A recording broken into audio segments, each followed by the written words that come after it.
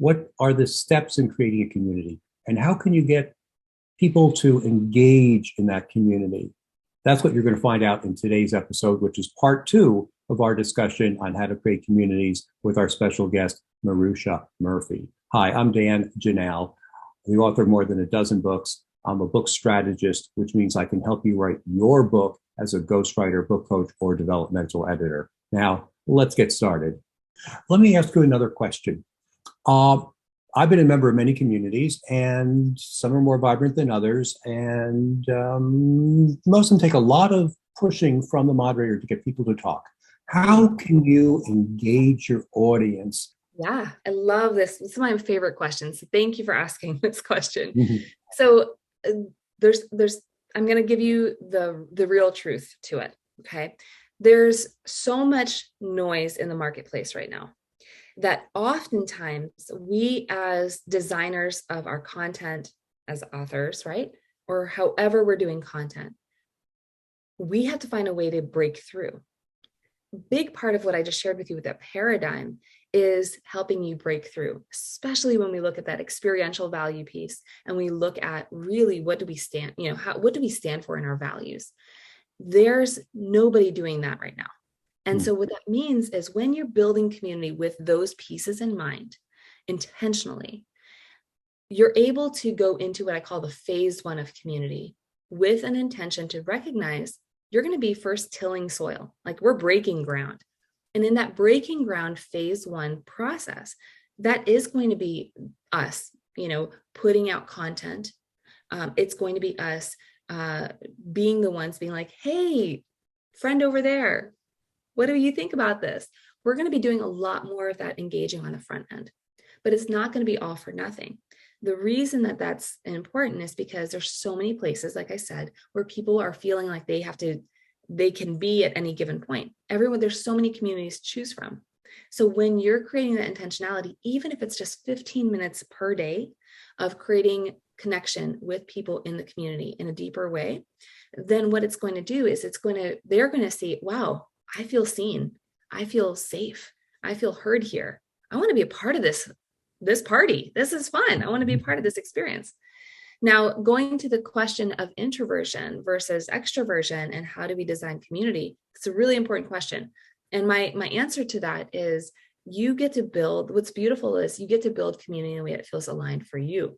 So the way in which an introvert builds community versus the way an extrovert builds community is going to look different. And if you know how your energy shows up best, you can design from that space.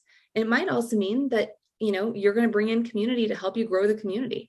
Maybe it's not you having to do all of it, right? Maybe bringing in people who are more extroverted within your community to be moderators or to tap them for their content and bring their message and their conversation into the room where you can be more behind the scenes as like the co-host of these experiences.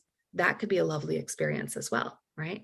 So it's a both and of recognizing that phase 1 of growing a group from the beginning, you're going to be, breaking ground, you're tilling that soil, you're planting your seeds, and you'll start to see the shift when you're fully living into the way in which you're designed. So as an introvert, how do you come in? You get clear on what feels good for you. And then we find ways in which we can bring in individuals or other people that are already part of the community to be a part of the process to help raise it up in a way that feels really good for you to be a part of. So it's a really important piece and one that I think when my introverted clients recognize and own, their communities start to just thrive, right? I'm working with one right now who is designing her community as a Facebook group for a long time.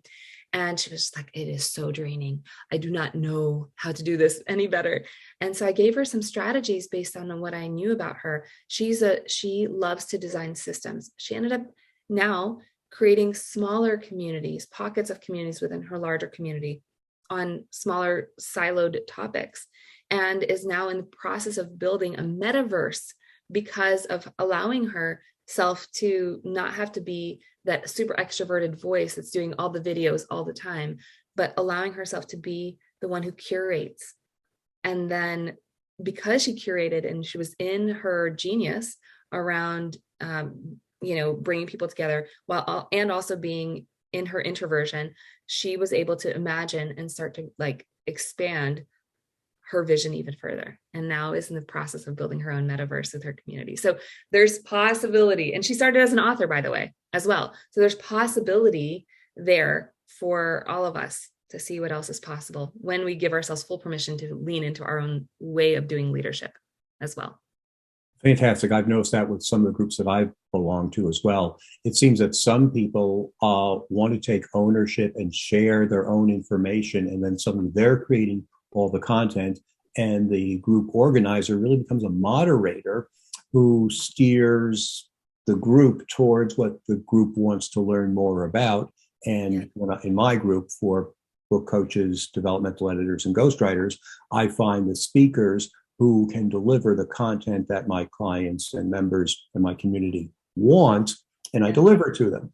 And consequently, they also want this to share in the spotlight too, and share their own genius and help other members in the group as well. And then, you have a good thing going because it's organic. You're not feeding them poll questions like, what is your favorite ice cream flavor or ridiculous things like that to start a conversation. They're actually asking legitimate questions that they want answers to better their lives and their careers. And that's when, you have something good going on. Absolutely. And you pointed on to something that I think is often forgotten. It's not about your community that you're designing. It's not about you. Maybe it was you that sparked the idea. Maybe it was you that had the vision. Maybe it's you that is even the celebrity face and why the group exists. And it's about what they want. This is an opportunity to ask, to be in the space of market research as well. So I think that's where so much power is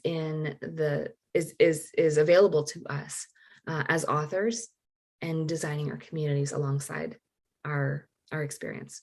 How can you engage more people? So I think, a lot of times groups get to that place because they don't, and I've noticed this a lot with authors, because they're in the process of growing their voice typically, right? Like they're in that, there's that sense also often that, oh, well, I don't want to be a burden, right? They want to still, stay small sometimes. And so part of it is calling it out, saying, hey guys, making that almost like a norm in the group.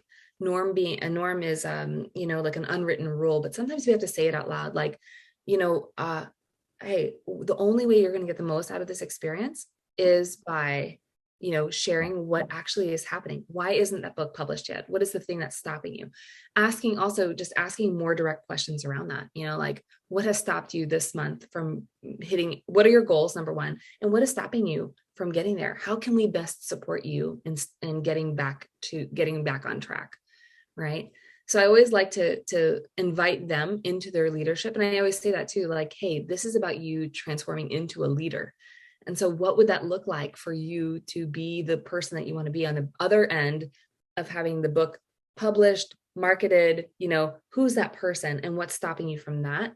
And then leading those conversations from that space. Because then all of a sudden they're like, oh, okay, well, maybe it's, something that's personal, like personal life stuff, or they're finding out there's something in the workplace that feels like a struggle. Maybe I don't have time to write my book like I thought, and then everyone can pitch in, right? So that's one opportunity there. I think that's one of the biggest things. Is like really just giving space to calling it out. And oftentimes when they see you modeling that, so it's calling it out yourself, like, man, I know that this is your vision, this is your dream, and I believe in you. That's why you're here. And I invited you, you're given the opportunity to be in this room, and sincerely don't want you to leave this experience feeling like you could have done more, and when we had this time right now. So just come from your heart, Dan, on that, and really share from that space. And I think when I've done that, then they're seeing me modeling that, or like sharing with them what's in their head. Then they're much more like, okay, fine. Let me actually tell you. Let me actually be honest, Cool. Great idea. Great idea. Thank you so much. You're so welcome. It's fantastic. Thank you so much for sharing this great information with us today. And folks, if you want to write your book in a flash, you'll find more than 100 videos that will help you write, publish, and produce your book in a flash on our YouTube website. Thanks for being with us today. Check them out.